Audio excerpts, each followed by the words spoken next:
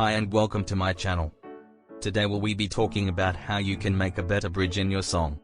To get your song to sound as good as possible, it needs to have a strong and powerful bridge that leads right into the chorus of your song. In this video I'll show you what makes up an effective music bridge and how to make one for your song so you can create top quality tracks that will impress even the most picky of listeners. Number 1.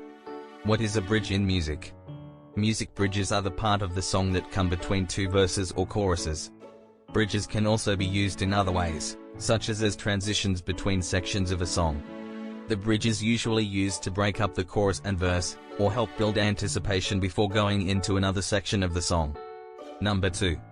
A music bridge is usually found in songs with more than one part.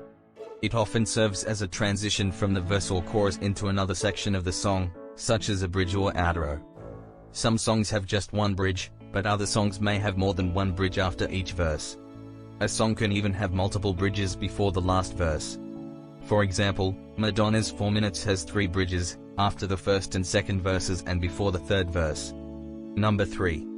What is the structure of the pop or generic music bridge?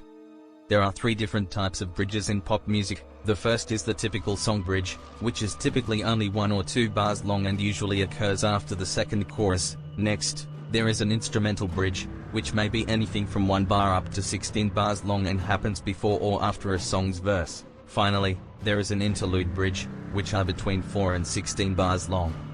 They often happen before the third verse or after the final chorus. Number 4. Can I use another structure? Bridge songs are often used in popular music. They are usually played in between the verse and chorus sections of a song, and their main purpose is to transition from one section of the song to another. Bridges can also be used as an introduction or conclusion for the song, which is done by playing them before or after the final verse and chorus. The bridge should be somewhat related to the theme of the song but should have enough contrast so that it doesn't sound repetitive or like it's just repeating what was said before. Number 5. How do I make it more interesting? Think of the bridge as a break from the melody and lyrics in your song. The bridge is usually slower than the rest of your song and can be used to create suspense or anticipation. You want your bridge to sound different than the rest of your song so it sounds like an interruption. You should also use different instruments, such as piano, synthesizer or guitar, during this part of the song. Number 6. Where does the chorus go during the bridge? The bridge can be many things. It can be used as a way to provide contrast between the chorus and verse, show what the protagonist is feeling at that point in the song, or it can just be there for a breather before going back into the chorus. When writing your song's bridge, you may want to think about what type of bridge you want. Number 7. Why your song doesn't need a bridge.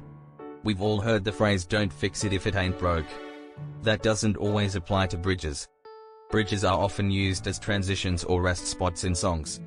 A bridge can be used to add depth and emotion, as well as provide contrast between the two sections of a song. Thank you for watching my video. If you liked it, please consider subscribing and giving it a thumbs up.